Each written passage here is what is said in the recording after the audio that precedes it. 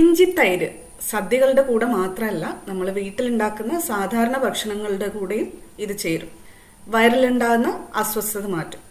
കേരളത്തിൽ പല സ്ഥലങ്ങളിലേക്കും പല രീതിയിലാണ് ഇഞ്ചി തൈര് വെക്കാറുള്ളത്. ഇന്ന് ഞാൻ ചെയ്യുന്നത് എൻ്റെ ഒരു വേർഷൻ ഇഞ്ചി തൈരാണ്. നമസ്തേ, ഞാൻ ധന്യ, ഇത് വെജ് കേരള. ആദ്യം നമുക്ക് ഇതിലേക്ക് വേണ്ട പ്രധാനപ്പെട്ട ഇൻഗ്രീഡിയൻസ് ഏതൊക്കെയാണെന്ന് നോക്കാം. ഇതിലേക്ക് വേണ്ടി ഇഞ്ചി എടുത്തിട്ടുണ്ട്. ഒരു 1.5 ഇഞ്ച് വലുപ്പത്തിലുള്ള ഇഞ്ചി ചെറുതായി നുറുക്കി കൊടുത്തിട്ടുണ്ട്. പെട്ടെന്ന് അറിയാൻ വേണ്ടിയിട്ടാണ്. നിങ്ങൾക്ക് വേണമെങ്കിൽ ഗ്രേറ്റ് ചെയ്തും എടുക്കാം കേട്ടോ. തൈര് എടുത്തിട്ടുണ്ട്, ഒരു മീഡിയം പുളിയുള്ളത്. ഇപ്പൊ തൽക്കാലം 1/2 കപ്പാണ് എടുത്തിട്ടുള്ളത്. വേണമെങ്കിൽ എക്സ്ട്രാ നമുക്ക് ചേർക്കാം. തേങ്ങ എടുത്തിട്ടുണ്ട്, ചിരകിയത്, ഒരു 1/2 കപ്പ്. കേരളത്തിന്റെ വടക്ക് ഭാഗത്തേക്ക് ഇഞ്ചി തൈരില് തേങ്ങ കൂടി അരച്ച് ചേർക്കും. ഉപ്പ് ആവശ്യത്തിന് ചേർക്കാം കേട്ടോ. ഇവിടെ ഞാനിപ്പോൾ ഒരു 1/2 ടീസ്പൂൺ ഉപ്പാണ് എടുത്തിട്ടുള്ളത്.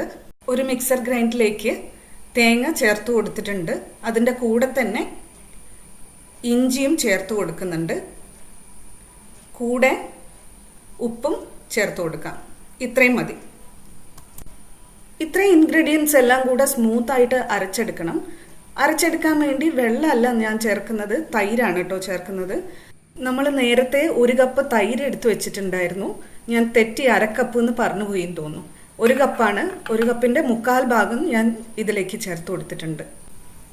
ഇതെല്ലാം കൂടെ ചേർത്ത് ഒന്നുകിൽ സ്മൂത്ത് ആയിട്ടോ ഇല്ലെങ്കിൽ കുറച്ച് തരിതരിപ്പായിട്ടോ അരച്ചെടുക്കാം. ഇതുപോലെ. ഇത് എത്ര പേർക്കുള്ള തൊടുകറിയാണെന്ന് ആർക്കെങ്കിലും ഗസ് ചെയ്യാൻ പറ്റുമെങ്കിൽ കമന്റിൽ ഇടണേ. ഞാനൊരു പാത്രത്തിലേക്ക് മാറ്റിയിട്ടുണ്ട്. ഇനി നമുക്ക് താളിക്കാം.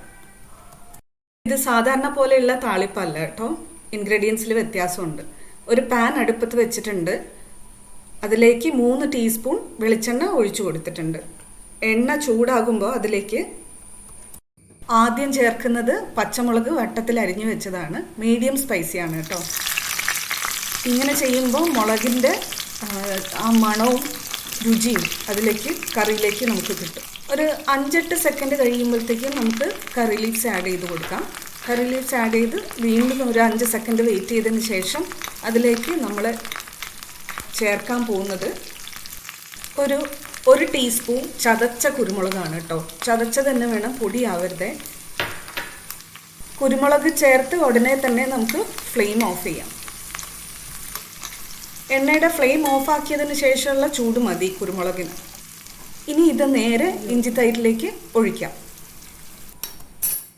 കർക്കിടക മാസമാകുമ്പോഴും ഓണത്തിൻ്റെ സീസൺ ആകുമ്പോഴും ഒക്കെ ആണ് ഞാനിത് കൂടുതലായിട്ട് ഉണ്ടാക്കാറ്.